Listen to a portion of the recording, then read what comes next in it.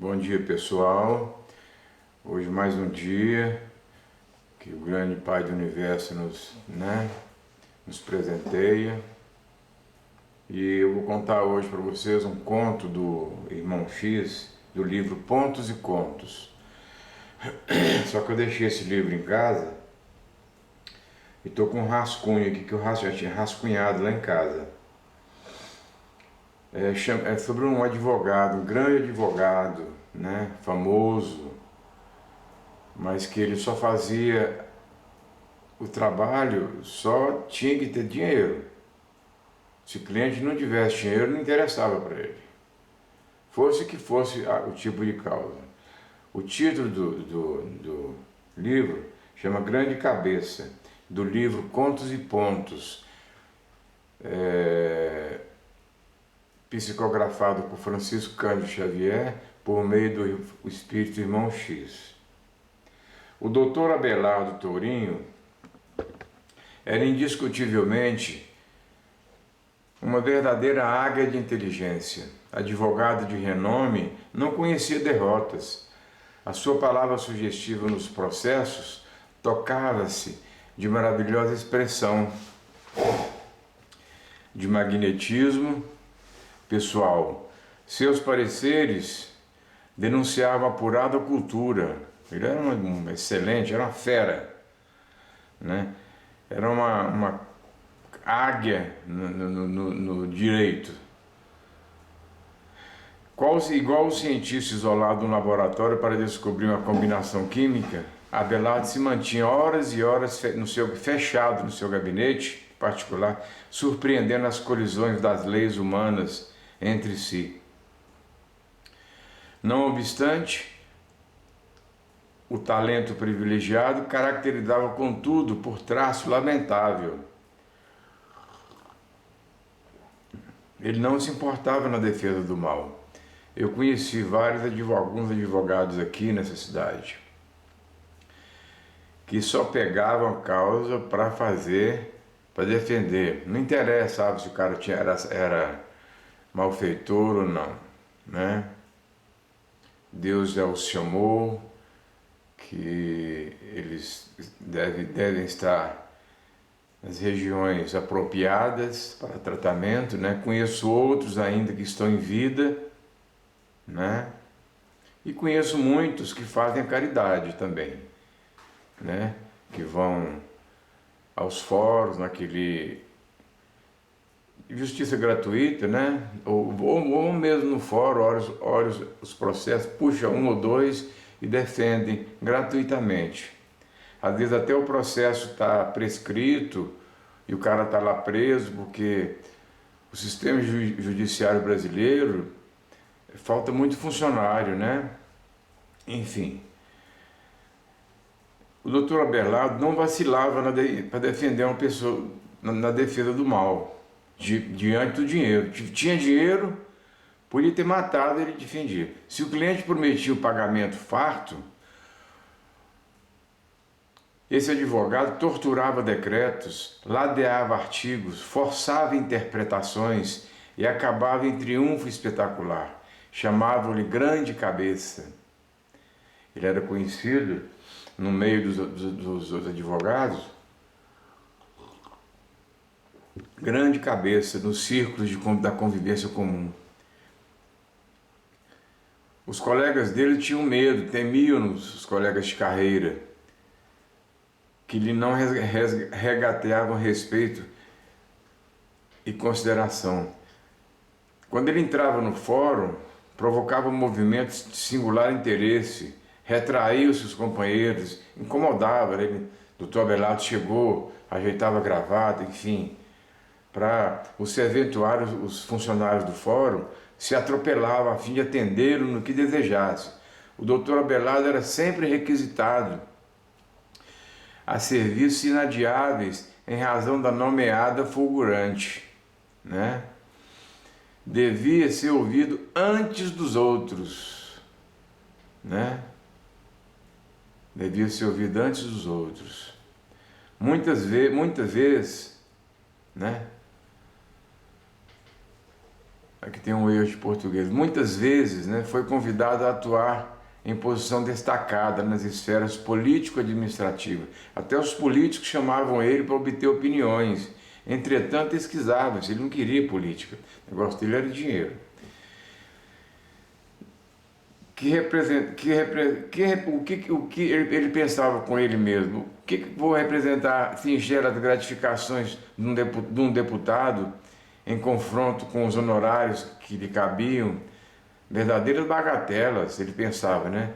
Seus clientes incorcháveis eram sempre numerosos. Sua banca era sempre, né? O escritório dele era sempre frequentado por avarentos transformados em sanguessugas do povo, por negociantes inescrupulosos ou por criminosos da vida econômica, detentores de importante ficha bancária. Abelardo nunca foi visto lutando em causa humilde. Entretanto,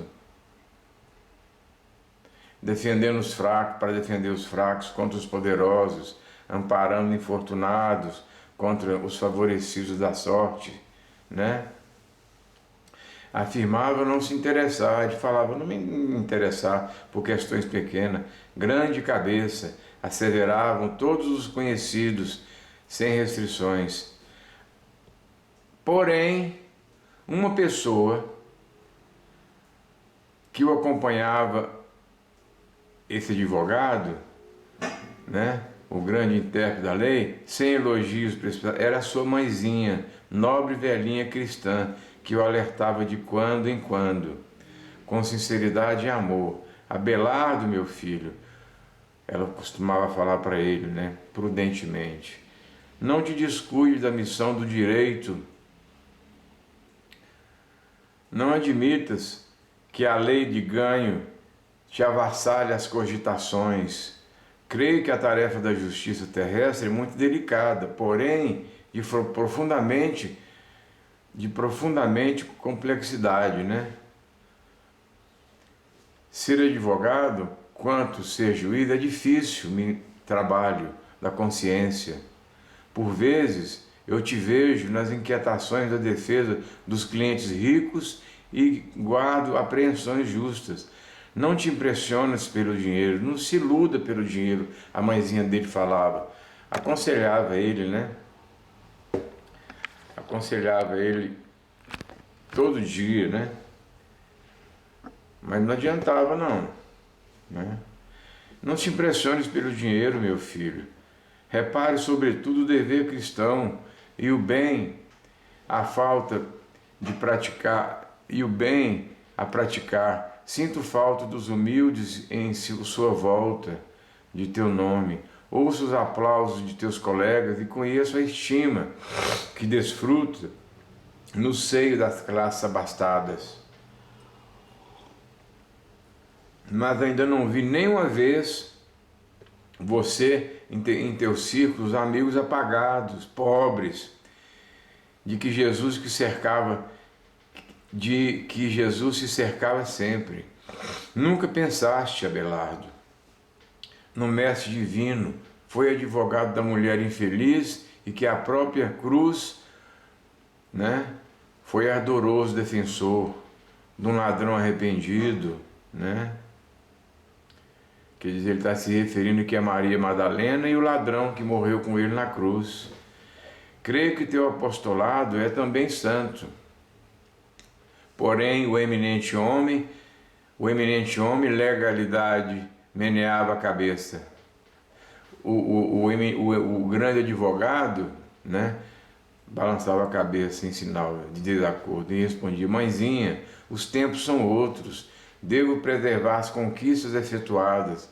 Não posso, por isso, satisfazer-lhes as sugestões.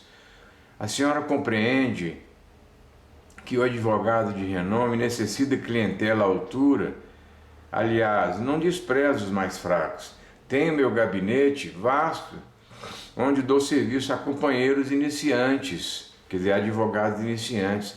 Mas ele nunca foi num fórum pegar processos, numa penitenciária pegar processos, já tem preso que está com a prisão prescrita já, né? Está lá mas não tem advogado e fica lá. Ele nunca fez isso. Junto aos quais os menos favorecidos do campo social encontram os recursos que reclamam. Ó, meu filho, falava a senhora Tourinho, a mãe dele, chamava-se Dona Tourinho, afetuosa, estimaria tanto ver-te na sementeira evangélica, né? O advogado parava ela, né? Mãe, a senhora, porém, necessita compreender que não sou ministro religioso, não devo ligar-me à preceituação estranha do direito, estranha ao direito, né? Quer dizer, ele queria dizer com isso que a religião não podia interferir no direito, porque senão ele não conseguiria advogar, né? E é tão escasso o tempo para a leitura, isso ele falando para a mãe, e análise dos códigos, que não me sobra tempo para estudos do Evangelho. Ao demais, e fazia um gesto irônico: que seria de meus filhos e de mim mesmo se apenas me rodeasse os pobretões? Seria o fim da carreira e a bancarrota total. Ele dizendo, se ele fosse advogar para os pobretões, né, ele ia ficar pobre. Mas os advogados podem advogar para os pobretões se eles quiserem, né? De vez em quando vai na penitenciária, vai num fórum, pede processos de pessoas que não podem pagar e vão defender o cara. Ó, esse processo mostra que está vencido, ó, prescrito. Ó. Isso aqui houve uma falha, excelência. Ó. Nossa, mas vamos mandar soltar agora. Não custa nada. Poucos fazem isso. Raros fazem isso. Alguns fazem. A mãezinha dele discutia amorosa, fazendo sentir a beleza dos ensinamentos cristãos. Mas Abelardo, sempre esse advogado, sempre que se habituar aos conceitos religiosos de toda a gente, não se curvava às advertências maternas, conservando o mordaz sorriso no canto da boca, sim. Se ele fosse amigo sincero dos afortunados da vida, um conselheiro caridoso, se ele fosse amigo sincero dos afortunados da vida, personificando um conselheiro caridoso, nenhum delito lhe assinalaria a atitude individual. No entanto, o famoso advogado abeirava-se dos ricos, né? Explorando-lhes as paixões e agravando-lhes o desequilíbrio da mente desregrada. Em suma, queria dinheiro fácil, anestesiando a consciência de qualquer modo. Iludira-se com a opinião pública, que o considerava grande cabeça, e colocou todas as possibilidades de sua vigorosa inteligência a serviço das aquisições menos dignas. Quer dizer, ele só usava a inteligência que ele aprendeu na faculdade para ganhar dinheiro. Tinha que ter rico. Podia ter matado, não interessava para ele. A senhora Tourinho morreu à espiritualidade muito antes do filho, persistindo, entretanto, na mesma dedicação, inspirando-o e ajudando através do pensamento.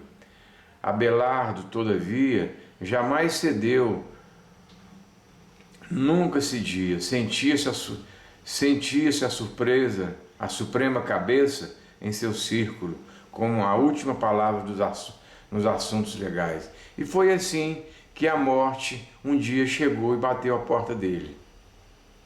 A morte chega um dia, os tempos acabam. O recolheu envolvido em extensa rede de compromissos. Muito tarde compreendeu o antigo advogado as tortuosidades perigosas que traçara para si mesmo. Muito sofreu e chorou nos caminhos novos. Não conseguia levantar-se, achava-se caído na expressão literal, ele foi para as regiões umbralinas, certamente, né? Crescer-lhe a cabeça enormemente, subtraindo-lhe a posição de equilíbrio normal. Colocara-se a terra entontecido e frequentemente atormentado pelas vítimas ignorantes e sofredoras que ele fez vítima, né? Foram vítimas dele. Pessoas que os clientes dele matavam e foram absolvidos por eles, né? Eles reencontraram com ele no plano espiritual, crivando de ódio, de raiva. A devotada mãezinha visitava-o variadas vezes, administrando os socorros ao seu alcance. Os anos, no entanto, deslizavam rápidos, sem que a senhora Tourinho lograsse resultado nada. Ela visitava, mas não adiantava. Ele tinha que cumprir aquela pena naquelas regiões umbralinas. Prosseguiu o penitente na mesma situação de imobilidade, deformação e sofrimento. Reparando, certa ocasião, a ineficácia de seus carinhos, trouxe um elevado orientador de almas da paisagem. Ela conseguiu trazer um espírito de luz, de elevada esfera, que habitava esferas mais altas, para analisar, né? Para dar um parecer, a fim de reformar as diretrizes, dar um jeito, né? Naquele sofrimento dele. O prestimoso amigo examinou o paciente, registrou-lhe as pesadas vibrações mentais, pensou e dirigiu-se à abnegada mãezinha. Compadecido, minha irmã, o nosso amigo padece de inchação da inteligência, pelos crimes cometidos com as armas intelectuais. Seus órgãos da ideia foram atacados pela hipertrofia do amor próprio. Ao que vejo, a única medida capaz de lhe apressar a cura é a hidrocefalia no corpo terrestre. Hidrocefalia é aquelas crianças com a cabeça grande, né? Muitas delas fizeram tanta maldade e nascem com a cabeça grande, deformadas, né? A nobre genitora chorou amargurada, mas não havia remédio se não conformasse. E daí a algum tempo, pela inesgotável bondade do Jesus Cristo, Abelardo Tourinho podia ser identificado por seus amigos espirituais, do plano espiritual, não dos planos terrestres, porque não é permitido as relembranças. Eu já falei sobre isso, né? Quando a gente reencarna, é o processo de esquecimento. Você nasce aqui, a pessoa lá não sabe quem é você. Se souber quem foi você, eu ia lá e te enganava, né? Então, eles podiam ser identificados pelos amigos espirituais numa desventurada criança do mundo, colada né, sentada num carrinho de rodas, apresentando um crânio terrivelmente disforme para curar os desvarios da grande cabeça, né? Irmão X Humberto de Campos. Então, gente, é o que eu falo sobre os advogados. Não é só sobre os advogados, sobre todos os profissionais liberais, os mais pobres, esses lares que precisam, ficariam felizes, por exemplo. Vamos supor, se um advogado, se um médico quiser, vontade dele,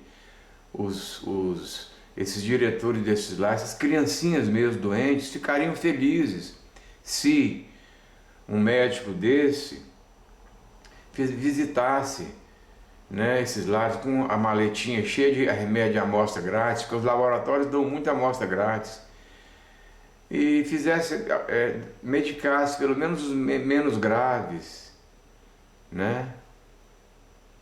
Eles ficariam felizes. Engenheiros, por exemplo, proprietários de grandes incorporadoras, que constroem prédios, e nessas obras tem muita sobra de material. Os pobres, os que não têm casa ou têm caseres, moram, quando chove, alagam tudo. eles visitassem essas favelas, escolhessem as 2, 3 casinhas. Olha, a minha empresa, eu hoje cheguei com um monte de material sobrando da minha empresa e vou ajudar vocês. Meu mestre de obra vai trabalhar para você aqui uma semana gratuitamente, vai consertar o que tem que consertar. Eles ficariam felizes, mas ninguém é obrigado a fazer isso. Ninguém é obrigado, porque nós temos o livre-arbítrio.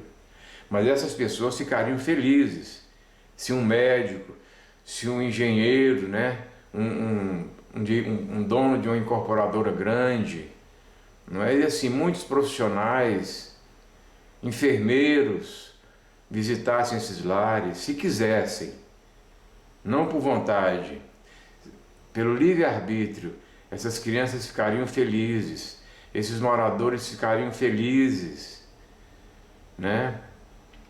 Esses advogados, se eles quisessem, pela livre vontade, não por obrigação, pelo livre-arbítrio. Ó, falava com a mulher, ó, essa semana, esse segunda e terça-feira, eu vou me ocupar num fórum. Mas do que você vai fazer lá? Se não tem cliente essa semana, eu vou pegar para alguns processos, uns 2 ou 3 ou 4, vou dar uma lida. Tem muitos processos com erros jurídicos, minha mulher. E vamos ajudar os pobres que estão presos. Às vezes tem processo prescrito já, ou tem erros crassos jurídicos. O advogado bom, o criminalista bom já vê de cara. Ó, excelência, está aqui, ó. Está aqui, ó. O artigo é esse aqui, ó, está errado. O advogado da parte oposta errou. Ele está preso injustamente. Ah, é?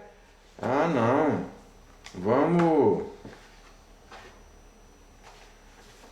Vamos providenciar que ele seja solto o mais breve possível. Assim é o trabalho. Mas nenhum advogado é obrigado a fazer isso. Nenhum engenheiro é obrigado a fazer isso. Nenhum chefe, dono de incorporadora, de construtora é obrigado a fazer isso. Nenhum enfermeiro é obrigado a fazer isso. Né? Então, mas foi esse o trabalho que Jesus pediu. Não foi? Ajudar o próximo. Esse advogado que o irmão X contra, grande cabeça, né, sofreu as consequências. Não é isso? Então vamos ajudar, vamos lembrar que se a gente for viver 70, 80, 90 anos, passa muito rápido. E quando Deus chama, não tem tempo de fazer mais nada, não dá tempo de ajudar um infeliz, não dá tempo de fazer mais nada. Aí o acerto de conta é com Ele, com os espíritos superiores, viu? Então essa é a minha palavra, minha mensagem para hoje. Se vocês gostarem da história, deixe o like e adicione o sininho, né? Ative o sininho para receber as notificações, tá bom? Um bom dia para todos.